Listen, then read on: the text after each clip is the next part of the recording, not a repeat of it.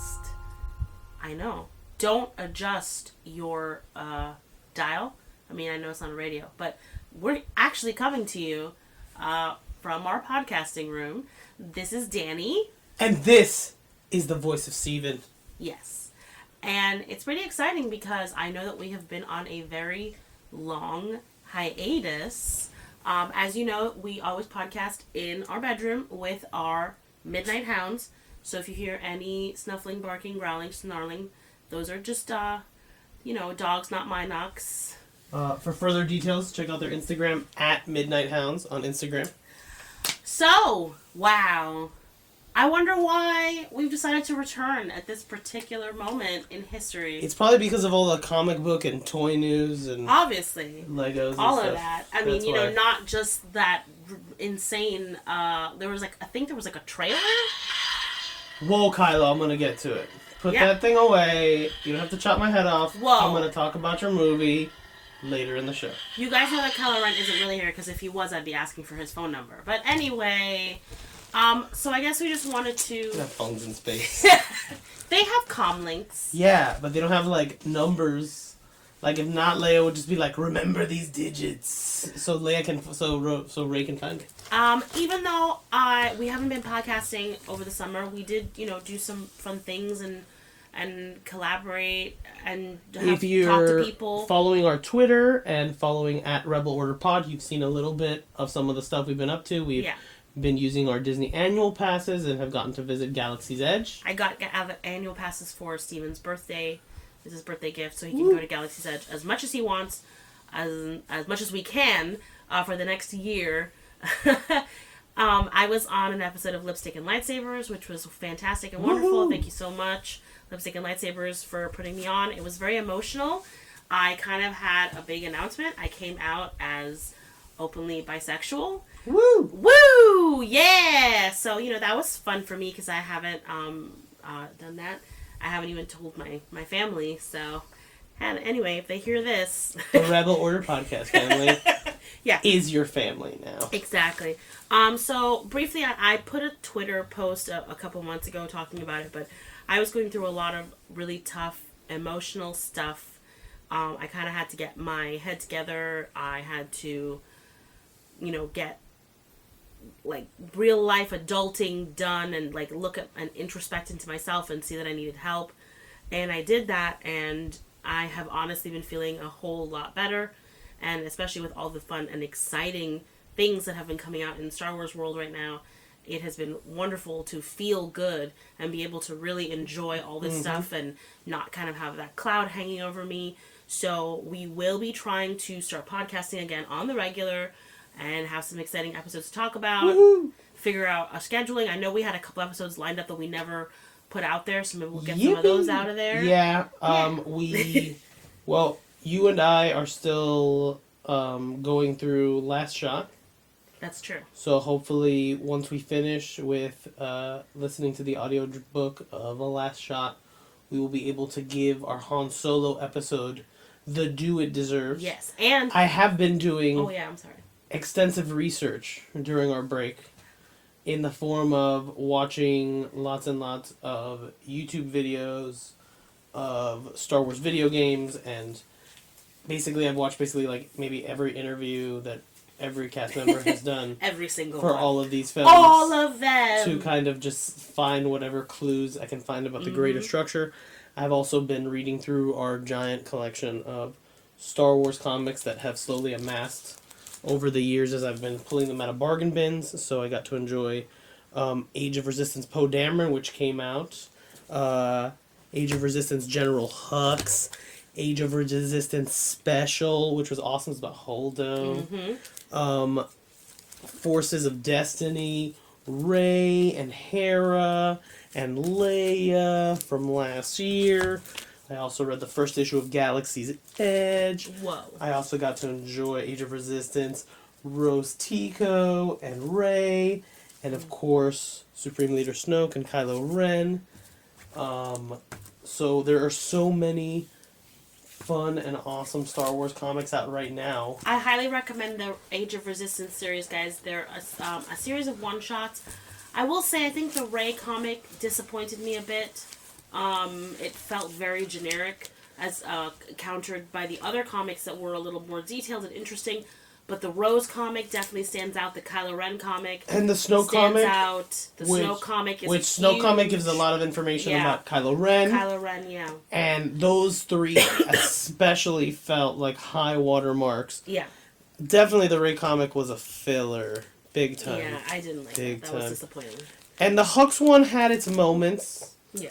You know, it served the greater Kylo Ren plot of like what it was like all of the bad guys up into all of the other bad guys. Their plots basically just served Kylo Ren's plot because they kind of used them as a foil against Kylo Ren, and that actually segues into the interesting news of the week. Well, wait, before that, really quickly, I just want to let you know before we talk about the trailer that we were so excited about this trailer that we were featured in the Star Wars show this week, guys. Ooh, we did a reaction video on our YouTube page, Vundacast Productions, and we submitted it to the Star Wars show, and we were lucky to get 5 cutaways. It was really exciting. So now with our 3 cutaways from the episode 9 live stream, and I saw that means we have a total of 8 promotional shots for our reel. No, in the Rise of Skywalker, like Star Wars history. Yeah, my goal now. Is we need to get into one more shot. We need 9. Whoa. We need 9 shots for episode 9. Yeah, we gotta do it. Please, JJ, give me one more. One more chance. We can make a promotional reel of all of the times Lucasfilm were like, damn, those people are crazy. Let's put a camera on their faces and say, yeah. They like to see her mouth agape and cringy. Whoa. I'm the one with the rainbow glasses and the big hair screaming like a banshee, so it's not hard to miss me. And our dog Duke is featured. It's very exciting for Duke. It was his camera debut. He's so famous now. He was trying to emotionally support us through that trailer. Exactly. In the way that perhaps a young Ben Solo might have needed emotional support. Exactly. And Ben Solo needed an emotional support droid. He didn't get one. Yeah, so check us out on the Star Wars show. And back to the comics news.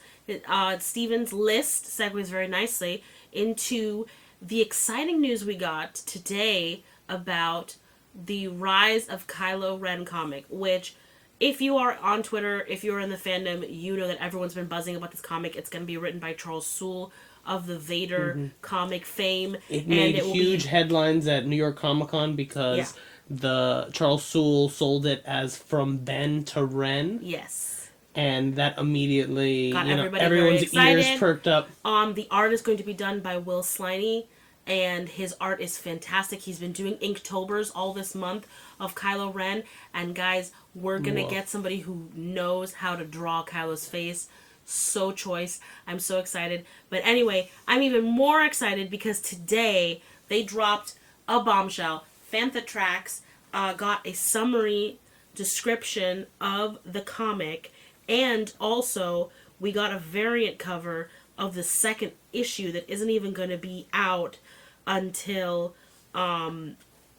January, and we'll post the link to that. It is a brilliant shot of young Padawan Ben and Master with Jedi, beautiful pouty lips. They nailed his lips this time. Luke Skywalker fighting the Knights of Ren. Dun dun dun! Including a Master Knight of Ren holding a red lightsaber that does not look like Kylo's mask, that has his own kind of special look.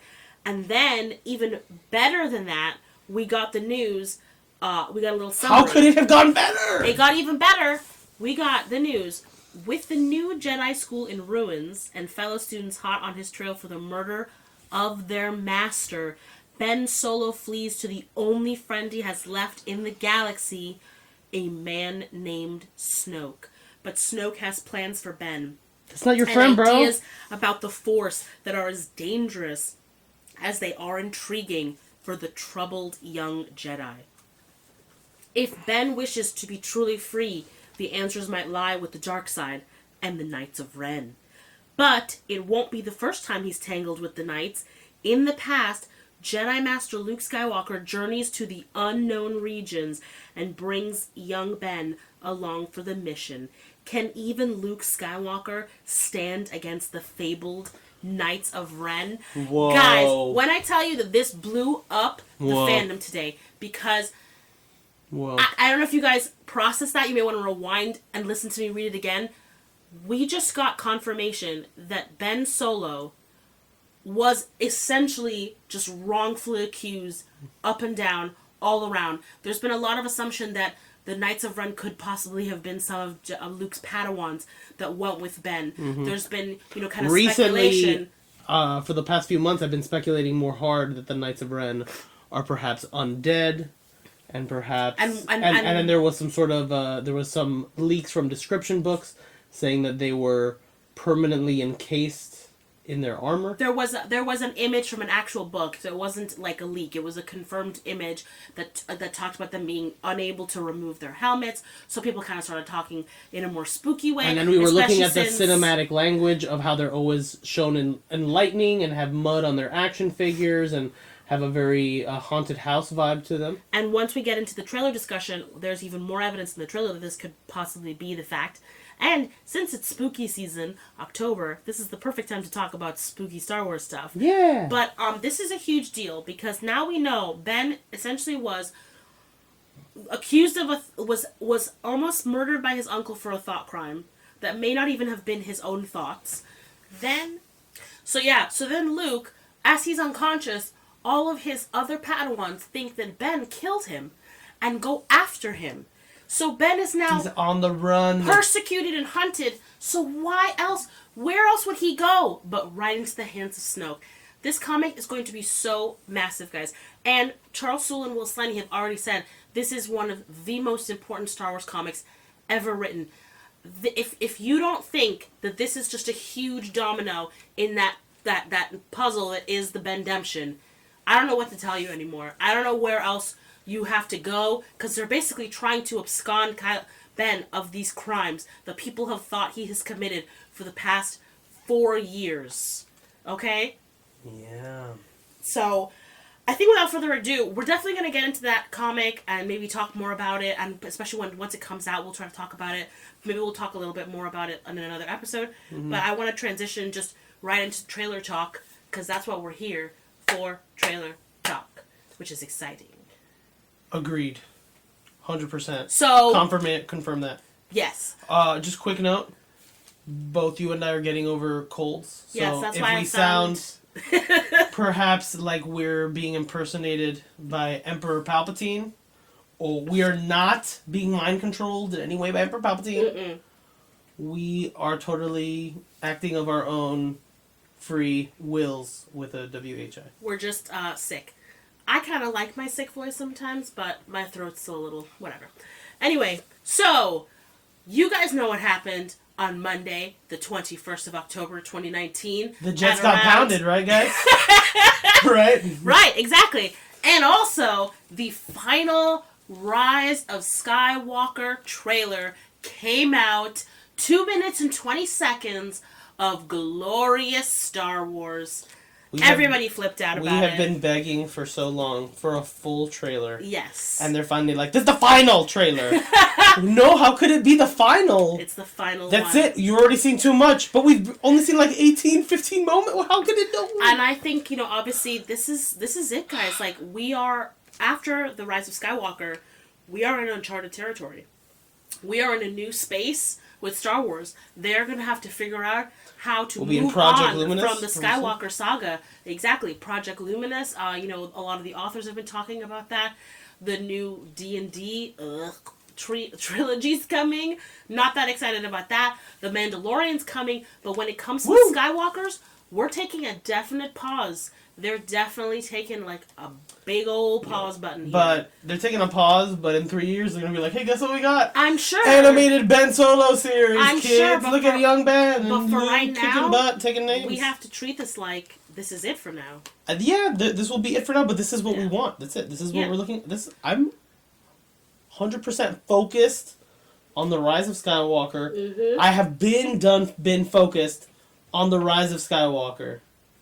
Okay. So it's a very emotional moment because I think watching this trailer, you kind of realize that, damn, this is like the last one for now. Yeah. I also want to urge everybody listening to the sound of my voice right now, because if you're listening to this podcast, you probably, I'm going to assume you care a great deal about Star Wars right now. We hope. This is your last opportunity for the next 4 years to be in a room with a bunch of strangers or with the people that you love Star Wars with the most and enjoy the last Skywalker saga film. And as you know... You need to do whatever it takes to make your life available to enjoy that day to its fullest. Or else. Or else he's going to stab you with a lightsaber.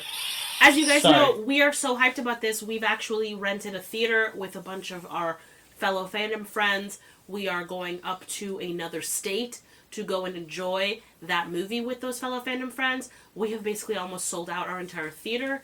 It is pretty spectacular.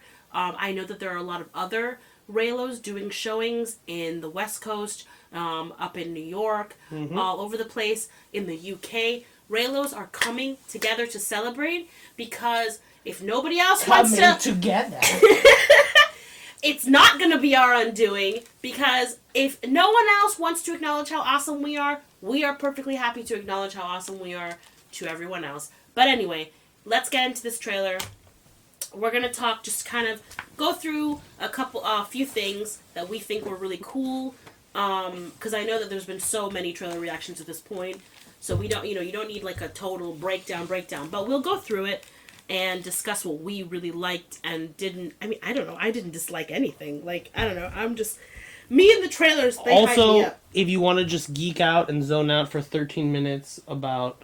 and stare at Star Wars trailers, I've put together the 3 trailers that we have on a loop twice on our YouTube page. Oh. So I think that's like my favorite 13 minutes now to watch, is to just see all the trailers. It's an instinct.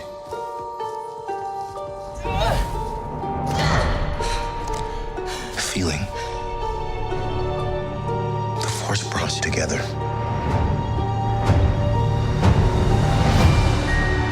We're not alone. Good people will fight if we lead them. People keep telling me they know me. No one does. But I do.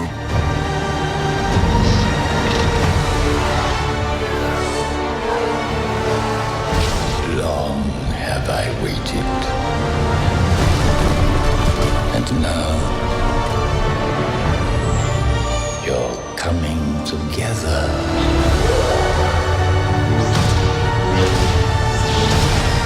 Is your undoing. What are you doing there, 3PO? Taking one last look, sir, at my friends.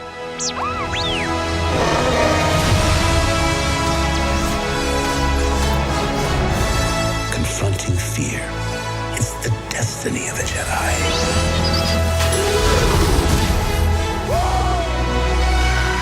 Your destiny.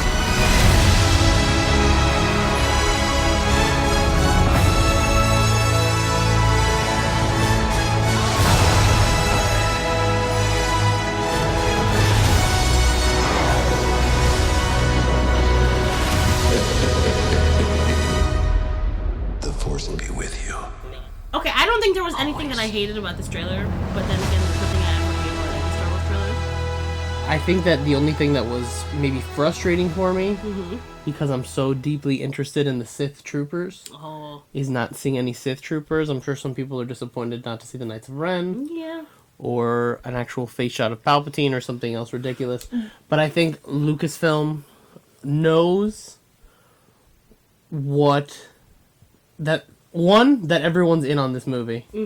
2, they've teased so much already in other ways, which is the magic of what Star Wars can do as a media property.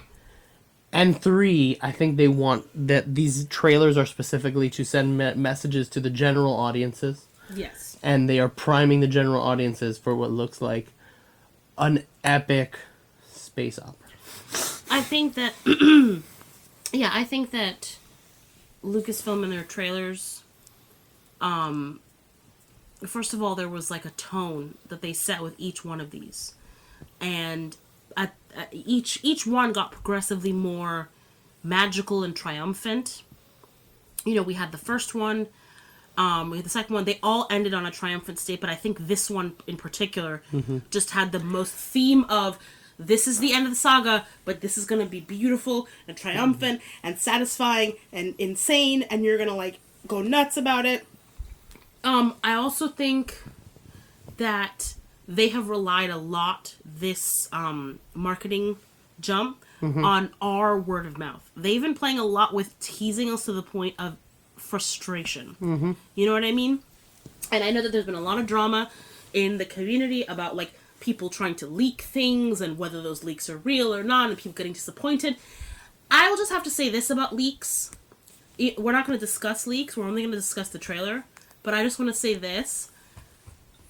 Everything that you're reading, if you're reading them anywhere, for somebody who claims that they know everything about this movie and the ending of this movie or the whatever this movie, when you read what these people are writing down versus what you're seeing on screen versus the things that you're seeing in images and trailers, that emotional feeling that you're getting from these trailers, the D23 teaser, the original teaser, the SWCC teaser, and now the final trailer, the disconnect is so huge. It's almost like a bottomless pit, one might say. And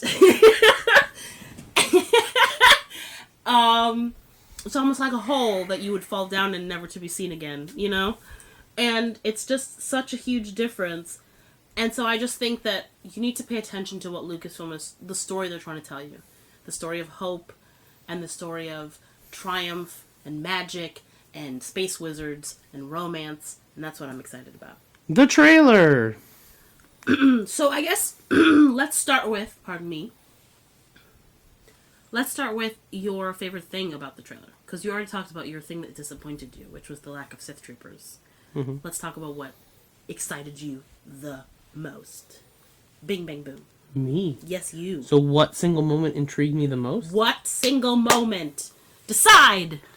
He did not get to prep for this question. I'm putting him on the spot. Well, my favorite performative moment in the trailer, which I think is impressive that he was able to steal it out from Anthony Daniels, is Palpatine saying, "Coming together will be your undoing." Like, the way he says coming together, yeah, it's so double entendre fantastic. Oh my god. He says your coming together is your undoing.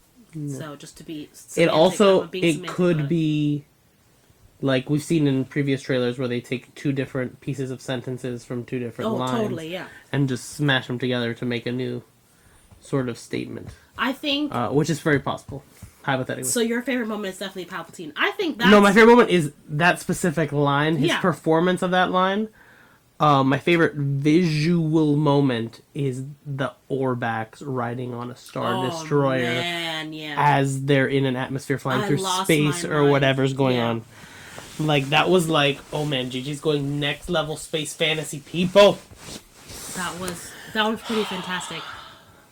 I will have to say, I think my all-time favorite moment, and I'm, obviously I'm a giant Reylo. This is not a secret. Yep. But I do. No one knows me, but I do. That was... I know. I just think because we've been speculating so much... Oh, no, wait, hold on. I need to change my answer. Go, you can go finish yours. Sorry. Just because we've been speculating for so long about how much Reylo we were going to get in the trailers and not. We've gotten a lot of marketing material. The last time we got a really decent shot of a maskless Kylo was Vanity Fair. And that was like this romantic, beautiful spread. And you guys heard our episode where we talked with a lot of my fandom friends, Raven Maiden and Ever Reylo and Obsessive Propulsive and Monster Lead Me. And we just all were squealing about how awesome that Vanity Fair cover was. But yeah, like that was the last time we really got a good romantic shot of Kylo. We've been getting a lot of mask visuals recently in the Empire magazines and all the marketing. So to finally see his face again and to see his beautiful face wet in the rain, twirling that saber back, like not twirling it at her like I'm gonna come at you, just like more like, babe, I'm coming to talk to you. Like the first visual language of Kylo in this trailer is, I'm putting my sword away. Yes. And I'm soaked. literally putting my sword away. It also reminds you of so many, classic romantic films where the two lovers are drenched in rain, like The Notebook, and it's a beautiful. You can already tell just from the visuals element of it. This is going to be a really beautiful baptismal scene of change. Something is going to change between the two of these characters in this moment. We've been speculating on them having a fight in water since before before we saw any visuals. Yeah. Period. Because I think that was actually, I guess, my favorite visual thing of the trailer as a whole, was just also all of the nature visuals and the use of nature to sort of tell the story. And like you said, we've been speculating on a water fight because they've had an elemental fight. They had one in water, one snow, one in fire, and now one in the rain. 3 elements that fall from the sky and that have created this magical atmosphere. And in each one of those fights, it has been something, an evolving moment in their relationship. It's been a big moment for them to sort of come together and realize that there's something more going on between them than this enemies thing, that there's something connected between them, that there's something happening. And now they're going to see this come to fruition in this movie. And I'm pretty sure, guys, at this point, we're getting full Raylo. We're getting full kiss, love, love, love, fight, fight, fight, smash, smash, smash, enemies to lovers Raylo. I'm super excited. This trailer not only convinced, I was already convinced, but this trailer is convincing a lot of people. The minute it came out, you saw a ton of Raylo ? Articles from people that you've never seen talk about this before. So I think this trailer definitely was successful in selling that, yes, Raylo is the plot. Duh. Time to start paying attention. Yes, Bandemption is the plot. Time to start paying attention to that and really start connecting these dots. And it's for the general audience to see that and to know that's happening. Sorry, you have to change your answer now? Well, I just think that not enough people have been giving the spotlight to one of the most important shots in the trailer. Oh, snap. Which is, of course, Ben So Glow, as I like to call him. Where Ben... Wait. Ben So Glow? Okay, I'm sorry. Trademark Rebel Order. I need a minute. Boom. Love it. Okay. So, one of the final... You know what that sounds like? Right, it sounds like Soul Glow. Yeah, I know. From Coming to America. Just let your soul glow! No, it's So Glow. Ben So Glow. Okay. I could have also been... Just let your soul glow! Ben Glow Boy, but I don't like that. No, I like Ben So Glow. Ben So Glow! Come here, I need to read a book, it's too dark. So there's definitely a shot, I believe it's the penultimate shot of the trailer, that it cuts back to Kylo in that atmospheric looking, very world between worldsy space, and there is some lighting trickery is what appears to be going on because there's slight lens flare and there's some flashing around him. But I am 1000% certain that Ben is glowing from within his body and that it is a digital effect put upon him. And if you stare very closely at how the footage fades up, you can very much tell that the glow is coming from within him. Could it be Ben revived from the dead? The darn trailer? So when I saw that moment, first of all, I thought exactly what Steven thought. That's coming from... At first you think, oh, it's a light coming on his face. No, it's coming from underneath his skin. Second of all, I was totally reminded of the moment with Beauty and the Beast. Mm-hmm. Beauty and the Beast transformation scene, where he rises from what appears to be death and transforms into the beautiful, handsome prince. Which the army of Raylos had started speculating based on the music in the teaser with the spaceships for this trailer. Yes, they did. Oh there my was God. a quick, 5-second teaser, and the music sounded like Beauty and the Beast. So that's even more evidence, guys, because I know that, I think people are sort of speculating, but some people might be seeing this as just a light shining on his face. I'm telling you guys, the light is coming from under his skin, and in conjunction with that little 5 seconds of Beauty and the Beast music, and we'll find the link to that teaser so you guys can hear it. I'm definitely, this is his Beauty and the Beast moment. This is his transformation moment. I think that this is going to be that moment where he's like, I am fighting for Rey. I am going to fight on the right side. I am choosing the light. I also think kind of boldly that the cracks in his mask that light up may also be connected to that effect. That's your tinfoil hat theory, yeah. That's my tinfoil hat theory, that maybe this glow effect happens because he's been repressing his feelings for Rey, and every time he feels emotion, he starts glowing like an idiot, and that's why he put his helmet back on, to hide the fact that he's so adorably in love. I don't necessarily agree with that, but that would honestly be the cutest thing I've ever seen in my life. Like, he's just kind of like, I can't, I love her so much, glow. Oh my god. There's just, everyone in the First Order was like, aren't you supposed to be evil? What's the matter with Supreme Leader? He's always shining everywhere. I can't get anything done. That's the way the JJ figured out how to put lens flares throughout the movie. Like, just glowing Kylo Ren everywhere. But yeah, I that moment made me scream because it was such a WTF moment.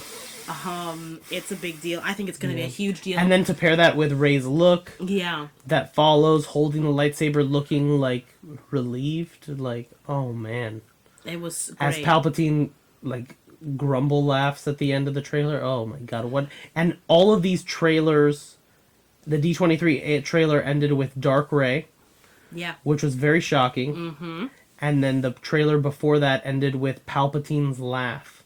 So all three of these trailers have had a dark side. Except for this one. Which ends with always. The Force will be with you always. And it was Leia's voice that said that. And Carrie Fisher's birthday was on the 21st, so this was definitely about Carrie, even though they only featured that same shot of her with their whatever they have. That power hug. Whatever they have with Leia, they are keeping it very close to the chest. They don't want people to see what they have until it's done. I know that they use TFA footage. Don't know if they used anything else, but they are trying to keep whatever they've been able to do with Leia very tightly under wraps. And so I'm very excited to see what they will do with that. So like a couple things. One, I think this trailer was so, like all the other trailers have had wonderful like elements, and the D23 trailer just was that beautiful montage of the entire Skywalker saga that I really loved. But I think it's very telling that in that trailer there were only 2 shots of Attack of the Clones. Yeah. I think that's telling that they're kind of hiding their hand on what they're going to have in this movie. Even though they had a romantic moment for each of the movies, and they had Han and Leia kissing, they had Anakin and Padme kissing, and then they had the hand touch. They were all the same color, that golden light. Yep. I don't know why, guys. I wonder why. It's almost as if Lucasfilm is taking cues from Reylo videos on Twitter to kind of sell the idea. I don't know. That's what's kind of funny is that it's amazing because there are so many wonderful Reylo edits that I look at and be like, this could be a Lucasfilm promotional video for this trailer, because I have seen so much fantastic stuff. But I want to bring to attention like some stuff that really stuck out to me as what they were trying to bring home now with this final trailer. One, like I was talking about, all the nature, and not just nature. Essentially, like in a lot of the animated shows, they love to use nature and animals as helping hands to the light side. So especially in Rebels and Clone Wars, animals, the Purgles and the Loth Wolves. Yes. Especially in Rebels, the Loth Wolves had force abilities. They could like teleport. They could literally travel in Lothal. They could travel from one side of the planet to the other using kind of like hyperspace lanes, or World Between Worlds. It's sort of. And the Purgles took Thrawn to question mark. The Purgles were able to travel through hyperspace lanes as well by they would take in the Tibena gas, and then they would be able to travel through the hyperspace lanes. But all of these things in the Force, and Dave Filoni's talked a lot about this, the animals assist the light side. They help the light side. And so to see the Orbax riding on a Star Destroyer, that is Filoni-esque imagery. Like, I think, I really do think that we're going to get that connection to the... I think this is going to be more than just the connection to the Skywalker saga. I really think they're trying to connect to all the Star Wars mediums in a way. And I think you're seeing a little bits and pieces of that. The Knights of Ren are very comic book-esque. very Seven Samurai, very like, you know, those kind of like Yeah. fun fighting images. And then you have the Filoni-esque imagery of nature and the Orbox and this really amazing Force stuff, this wacky Force stuff that could be happening. And then you have the movies themselves. You have the prequels to work with. You have the original trilogy to work with. I'm so nervous for JJ because I know how much he had to do in this movie, him and Chris Terrio. But I'm excited because when I saw this trailer, I really began to see like, oh man, they can There's a pull balance this here. off. That's interesting. They can pull this off. They're gonna do some wacky stuff. So Well, I think that the one thing I want to just mention is that, as totally speculatively, is why are the Orbacs getting brought up into spaceships? yes, Why are they... We know that we saw it on a grassy planet in the photo shoot and stuff. Could they have some sort of magical, helpful purpose? And that's why they're up there? and that would tie into that idea that the nature helps the light side. You know, is there something the Orbocs give an advantage over that they can't get with anything else? Is it possible that we might need Kylo to ride in on an Orbac because it Please has don't some talk sort about- of ability to fight a Spider Palpatine? I don't know. Don't talk about the But idea of if Kylo this- riding a horse, He would please. look It so would dope. just kill He me. would look so dope. It would kill me. He looks so dope. So another great visual element of this trailer was the Western element. We're really seeing that kind of Western-y, you know, the horseback riding and the cavalry coming in, all that wall of ships, which, by the way, there have been some wonderful Twitter threads about, like, all the different ships that are in that one huge shot of all the ships, including the Ghost and possibly the Colossus from Star Wars Resistance. So we're going to get every ship. Let me tell you guys, We definitely have almost every ship that was in Rogue One. I don't know if they're It's gonna be breathtaking. I don't know if they're actually going to put the visual image of Kaz and everybody, but if they just have their voices, like, this is Kaz, Yeah, these are the aces. standing by, This is Ace Squadron, we're coming will in. lose my mind, even if it's just Christopher Sean's voice and, like, Tam's You know voice. what I was thinking they could put in that movie that would break our hearts? What? If they put, like, the moment that, like, the audio of, like, Yeager dying and Kaz hearing it or something like that in a big battle. Well, they're not going to do that. Or something like that. You never know, bro. They They're not could gonna do that. Easter egg that in there. They might, but they're not, because Also, that's too much to put into this movie, especially since you have an emotional connection to the animated show. well, I think that it would just have a, you know, for the people that got it, it would be like, whoa, and then... I don't know. Yeah. I disagree. I think see. Yeager's death was worth more than just a little Easter All I can egg. say is I'm super hyped to see this battle in Star Wars Resistance, hopefully. And Star Wars Resistance is back, and it's super awesome, Yes. and everyone should watch it and catch up. See, And we're definitely going to do more episodes about it. he cut me off because I'm just Sorry. with him. It's okay. I forgive you. Sorry. Oh! I didn't mean it, Danny. Another cool and ooky element to this trailer was the sort of creepy visuals that we're getting, the bit of the horror elements, and we've been getting teases of that in the other trailers. You know, Palpatine's ominous laugh, Yes, Xena. JJ brought a strobe. Luke turning "No one's ever really gone" from sort of a beautiful, inspiring message to sort of maybe an ominous one, because then we get the Palpatine laugh. I think there's going to be so there were some elements like ships rising from the ground, Star Destroyers coming up through the Or earth, breaking through ice, like possibly. zombies, like undead ships. We got Palpatine possibly in a spider chair and robot legs, because he was whoever it was in the hood was probably Palpatine and was towering over Rey, and she looked scared to death. So whatever she's seeing, Danny is did frightening. some speculative research and was thinking that perhaps it was him in a spider chair, similar to how he was. His hologram was being projected at the beginning of the Phantom Menace. Yeah, on there's precedent for spidery this, guys. triple. He had like a mecha chair, a mecha hologram leading mecha, thing. something like that. Where and I'll post pictures to my thread. And where, then in my Kevin Smith devotion, Ooh. I found Kevin Smith slipping. Oh yeah. And we found him singing Spider Chair during the trailer twice, Now- even though... Why would he sing that? Spider chair, spider chair. Now, he could just be talking about the Ralph McQuarrie art, and the chair does sort of look like a dead spider with his legs in the air. But he's not saying it for that part. He's saying it for the other part. Exactly. He's saying it specifically for the part where Palpatine looks looming and ominous in front of Rey. Mm-hmm. So I will take that as half-hearted confirmation of my Spider Palps theory. Also, JJ currently has a Spider-Man comic out with his son. Henry, Even more the tinfoil. adorable Henry Abrams. And Henry Abrams, by the way, who looks like a clone of his father. It's terrifying. in comic books, spider chairs are very common. They are. They're very comics. So you're right. That could be the thing. So I think. So I wonder, will we be getting kind of fun body horror in this movie? Because we have the Sith troopers that sort of look like they have exposed muscle. You know what I mean? We've got a Palpatine that we don't know what state he's in. We've got ships rising from the grave. We've got Knights of Ren that could potentially be undead because they can't take their masks off. The one thing that feels like a recurring thing in all these trailer shots is like JJ just being like, screw you, Disney parks. You will never be able to recreate any of this film.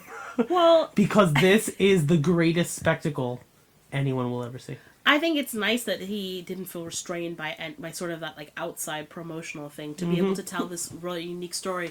And we were talking briefly about the Knights of Ren earlier, and it's interesting because we think part of to tie back into my body horror visuals, my horror visuals, could they be undead?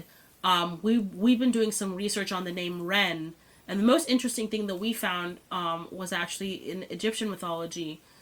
So in the Egyptian mythology, you have pieces of your soul, and the pieces of your soul each have a name and a purpose. There actually can be up to 9 pieces of your soul, which seems kind of prescient. Yeah, but there's different. It fluctuates between 8 and 9. Some people disagree. It fluctuates depending on who is writing about it, which historian. But one of the most interesting ones is the idea of Ren. Ren is like your real, true, divine name, and some of my research and talks if you about, lose that name, like you lose a piece of yourself, you lose your identity, and you need to find it. Yeah. So what's kind of interesting about that is that imagine the horror of maybe these knights are kind of like the Nazgul. They were once men or whoever, someone else, and then they were taken, and then their identities were taken, and then they became Ren. What if the guy with the lightsaber was the original Kylo Ren, and Kylo's, that's not even his own name, that's the name that Snoke gave him and took away his own identity, is trying to remove the identity of Ben Solo because he wants him to just become Kylo Ren, and he calls him the Master of the Knights of Ren. You know what I mean? Very much in that Darth Vader vein. It also could mean that the reason why he's reforged his mask is because they need him to finish whatever consecration they need to do to bind him to them forever or something like that. Maybe if he keeps the mask on, eventually he'll never be able to take it off. Or maybe it's some sort of like genie in the bottle type thing where it's like, I pledge myself to you until X, Y, and Z, and then once you help me get X, Y, and Z, that's it, you know? Yeah. So very interesting stuff kind of going on with the Knights of Ren. And transitioning into masks, we got that shocking, jaw-dropping shot of Rey and Ren in his mask, seemingly destroying the Vader mask together. Which we don't know if they're doing it together, or if they were just sort of both doing it at the same time. We don't know what's kind of happening in that moment. Chewie's bandolier and his bowcaster. Sorry, I got excited about that bandolier. So 3PO's going to be in that room. He's going to take that bowcaster and that bandolier. Yeah, exactly. He's going to mess up whatever sexual tension is going on in that room. Absolutely. 3PO's going to walk and be like, I came for the bowcaster. I don't know if that's going to happen, maybe. Well, that would be hilarious. But whatever's going on in that moment, they're destroying that Vader mask. And I wonder if that's part of the sort of story and influence. I'm very convinced that mask Palpatine has been speaking to Kylo through that mask and manipulating him. And when he's talking about showing him the power of the darkness, it's been Palpatine this whole time manipulating him, showing him the power of darkness through that mask. I think there's a lot of precedence for this in the comics, and and just in general, and even with the new the Knights of Ren details that we're getting, this idea of masks taking away your identity, this idea of masks not being able to come off, and also losing your identity is involved in the Black Bishop storyline and Vader Immortal, from what I understand. Exactly. So there's a lot. All the Lucasfilm story group elements are converging that this is an important thematic. Yep. Element of this film, and it has mythological elements like we just talked about, the Egyptian mythology.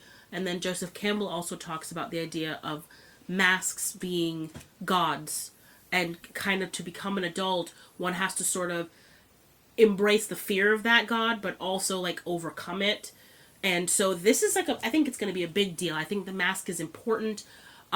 We also got, just a few weeks ago, Reylos were once again correct in that we got the influence of Kintsugi on the reforged Kylo mask correct. J.J. Abrams came out in an article and talked about how it was meant to represent, he didn't say the word kintsugi, but he said the Japanese pottery, where you reforge it with gold, and you see the pieces of a broken person, or the broken element, but it makes it beautiful. It's the same thing going on with Kylo. Next time, JJ, after you say that, hashtag Reylo stay winning, please. It was a very exciting time for Reylos because I think I was talking about it in 2018.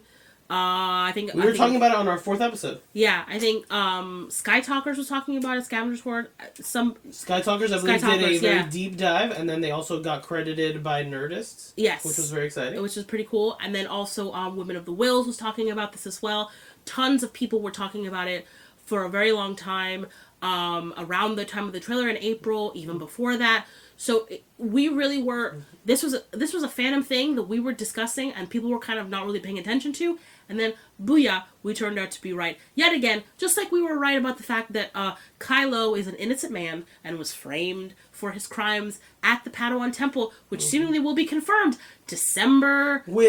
Whenever the comic comes out, I don't remember the release date right now. Is the most exploitation-y movie sort of origin for his character. Oh, super. That's like the number one exploitation anti-hero. It's very origin samurai. Story. It's very samurai. But more so like 70s anti-hero. Yeah, it is. Like framed for a crime he didn't commit. Yep. On the run, got mixed up with bad people, and now he's got to make up for all the crimes that he both did and didn't do. Yep. And clear his name this week on Traveling Kylo. It reminds me a lot, too, of The Man Called Noon. And that Western that we watched, how he sort of was a good man until he began to sort of like his family died, he lost his family, and then he kind of changed his identity, started drinking, started getting bad, started doing bad things, and then he wanted to redeem himself and become a better person.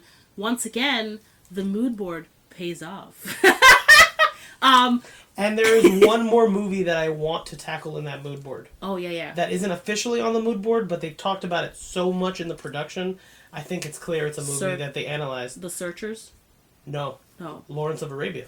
Oh, yes. Yes, we do have to watch that, I think that's important film homework, and I think that if everyone that watches Rise of Skywalker should watch it. Let's all watch Lawrence of Arabia. Come on, guys. Come on. Phil Shostak also mentioned The Searchers as well. He did? When we tried to get him to talk about Man Called Noon, he's like, I've never heard of that. So, but, I'm sorry, guys. Frankly, The Man Called Noon definitely has been an influence. Because Pat Collane is Zori Bliss. Is Zori Bliss. There's the new poster art has an image of Zori Bliss with her guns. Looks almost exactly like that image of Peg Collane in The Man Called Noon when she's holding her gun up on Rubel Noon.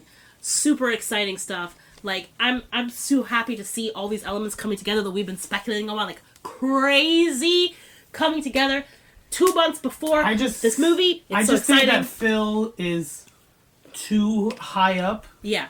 To be with a second unit director talking about how they're going to frame. No, I'm serious. Oh, okay. Like, Phil works, from what I understand, for both Lucasfilms and Abrams' books. Oh, okay. So I think he's much closer to he's separate from her. To like the high decision making people and the concept art, and he's just in that universe. Well, it's also possible that possibly, I don't know. Phil, if you want to come on the show and please clarify this and tell us how wrong we are, very welcome, and I will send you punch and pie, anything you'd want. Look, we're even pronouncing your name correctly. We listened to you when you told us how to pronounce your name. Phil Shostak. That's your name. Boom. So if you want to come on the show and talk to us, we'd be happy, and you can tell us how wrong we are.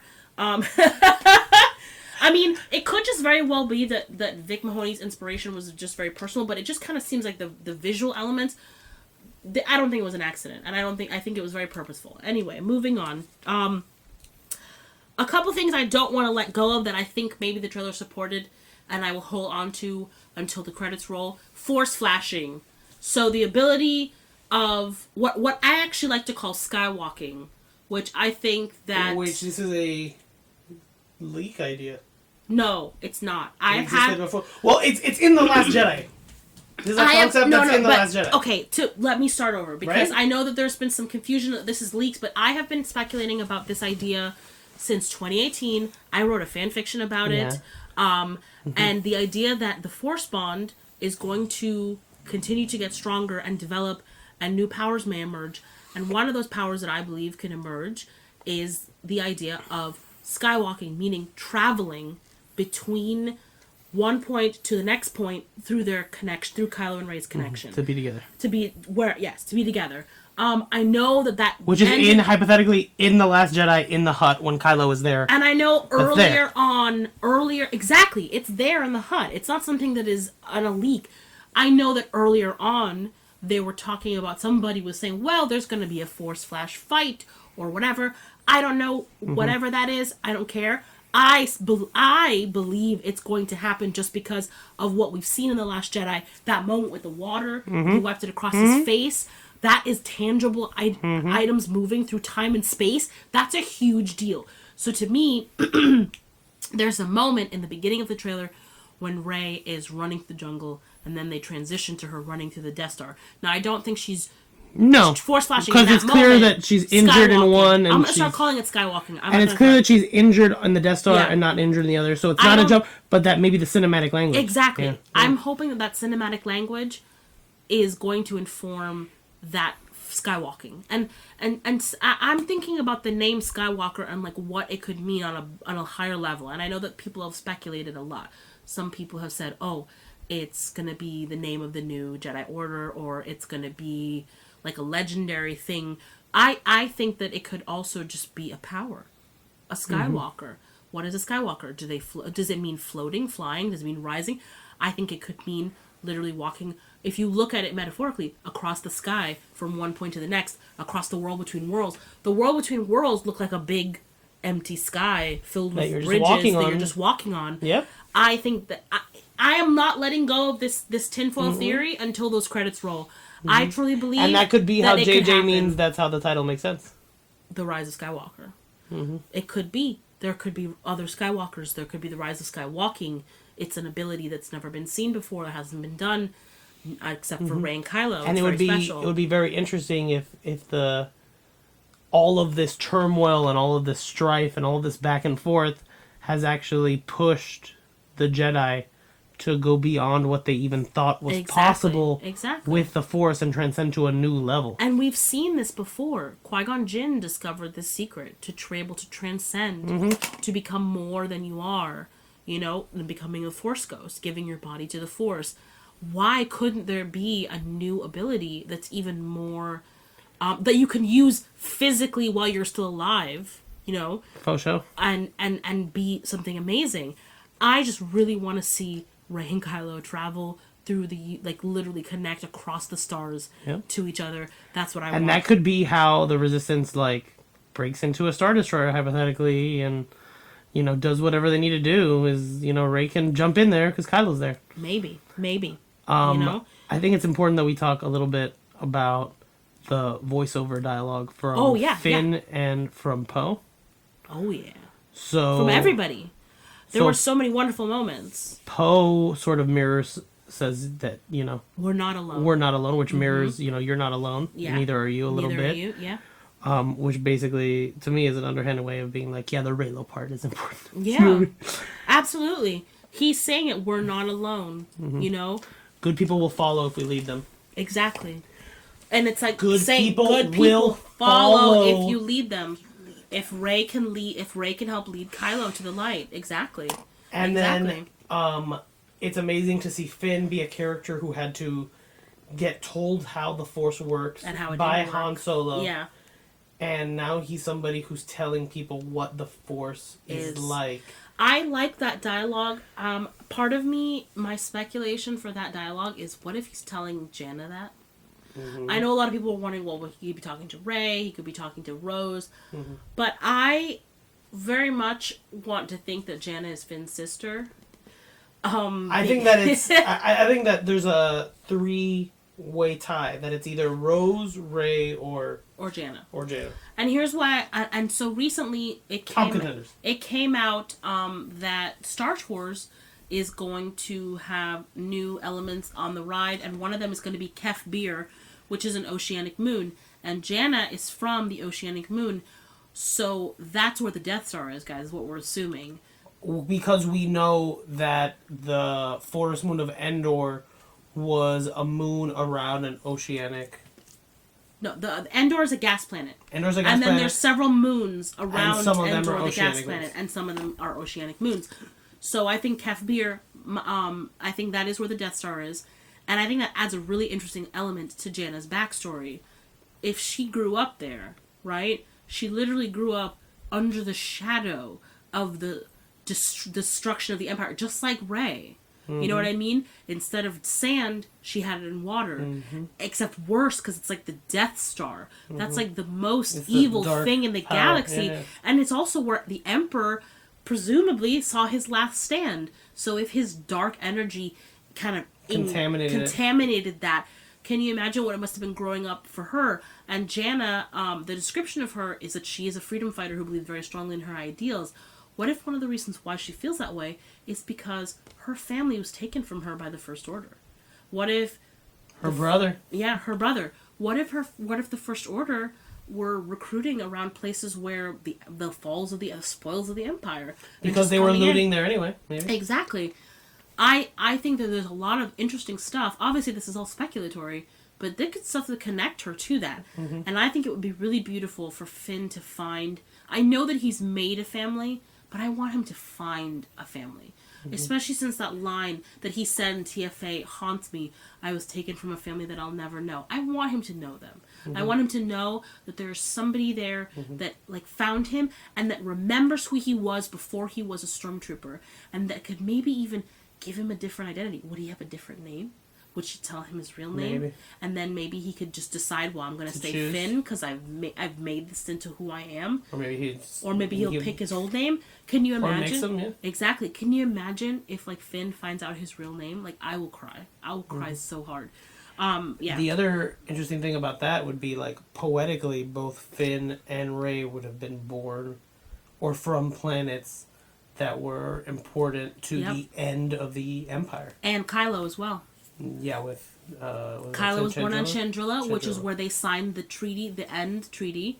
Rey would be on Jakku, where they had the last stand, and Finn would be from Kef Bir, where the Death Star. It's too poetic not to be real. They are our 3 unmasked characters. Exactly, they are our 3 leads. They are our narrative trio. I also think, I'm getting chills. Yeah. Oh my god, this could be real, dude. It's also, I think it's fascinating that Finn's dialogue about it's an instinct inside of you, it's a feeling. When in the Force Awakens commentary, JJ's talking about how in Finn's introduction that Finn is a stormtrooper. He's supposed to feel like he needs to kill these people, and he feels something inside of him that is telling him that this is wrong. Exactly. And I think now we can see that that's the Force. Yeah. So I hope my Resistance is all getting lightsabers prediction is getting closer and closer. JJ, I hope coming to fruition. JJ, I hope our poetic rhyming is right and that you're gonna do this and Finn's gonna get a family. I would really like that. Anyway, it's all right. Do whatever JJ does. It's gonna be all right. It's gonna be amazing.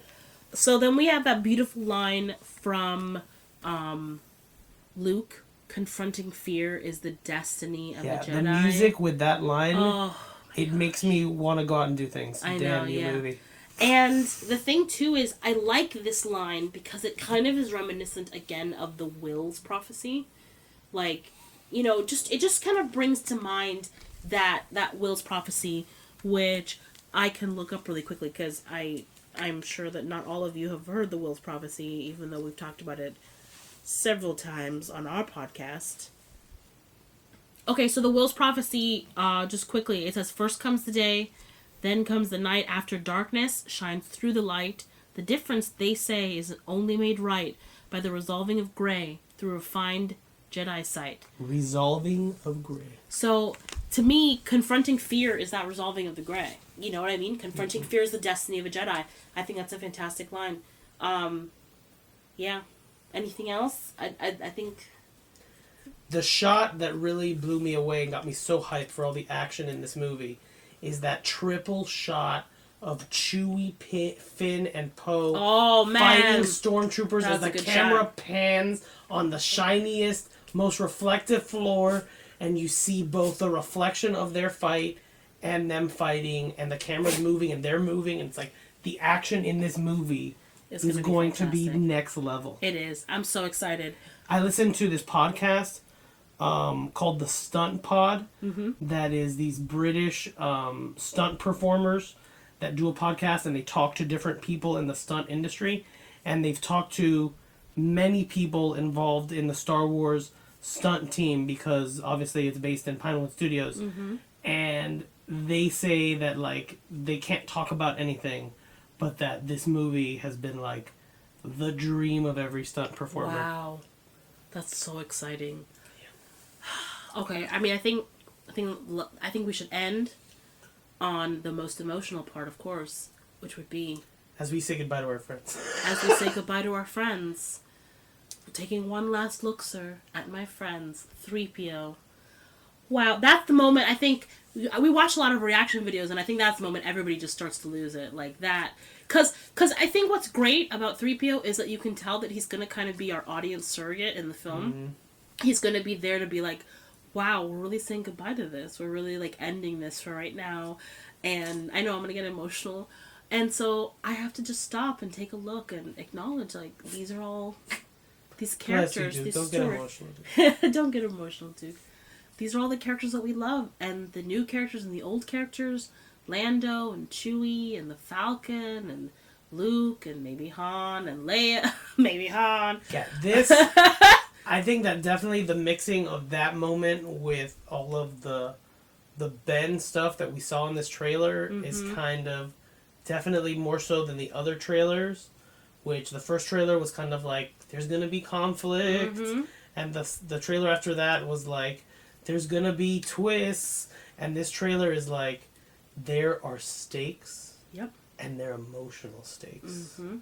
Not just space fantasy stakes. There are deep emotional stakes here. There are choices characters have to make that are going to change their destiny. And the way that R2 buzzes and beeps at C-3PO's line, and then it cuts to Peter Mayhew's fucking Chewbacca face. And it cuts to Chewbacca roaring, and you think of Peter Mayhew and Kenny Baker and all of the actors who are not here with us anymore to enjoy this. It was beautiful. It's a beautiful moment. That's definitely, and I think Kevin Smith got lucky enough to see that scene being filmed. He said that was the performance that blew him away, and that he heard Oscar Isaac say that line like 8 times. And you know, it's gonna be a very tear-jerking movie. Hopefully, be prepared to cry, people. We can get through. Like I'm bringing a box of tissues. I'm just worried about all the snot. That's what I'm worried about. That's more so than the tears. That's why we got to bring the box of tissues. Because I don't want to miss lines in this movie. Because I'm like, oh, gross. Yeah. I think that's all. So I'm looking. If I was already 1,000,000 times hyped for this movie, I'm 3,000,000 times hyped for this movie. I'm so excited. I think it's going to be, like, triumphant. I think it's going to have a happy ending. I think it's going to be beautiful. I think it's going to be Reylo kissing. I think there's going to be Rose and Finn kissing. I think there's going to be Poe and Zori kissing. I think it's going to be so much kissing and love. We got episodes coming. We have tons of Star Wars stuff to talk about. Yes, we do. We have missed talking to everyone about Star Wars. Yes. Thank you so much for all your wonderful comments and all your beautiful reviews and people talking and discovering our podcast. That's so lovely of you. Thank you so much. Yeah, there's so much kind chatter. Hope to shout out everyone later in the future. Yes. thank you guys so much. Hopefully we can come back and be more consistent and excite you and, develop our own niche in this crazy fandom world. We have a new theme song coming up that we're going to put out there in the world that was composed by the beautiful Christy, the best composer in the world. And yeah, we just kind of want to... The preeminent Raylo composer on this planet. The fandom menace don't love you, and they don't know you. No. But we do. Thank you guys for listening. I've been Steven. I've been Danny.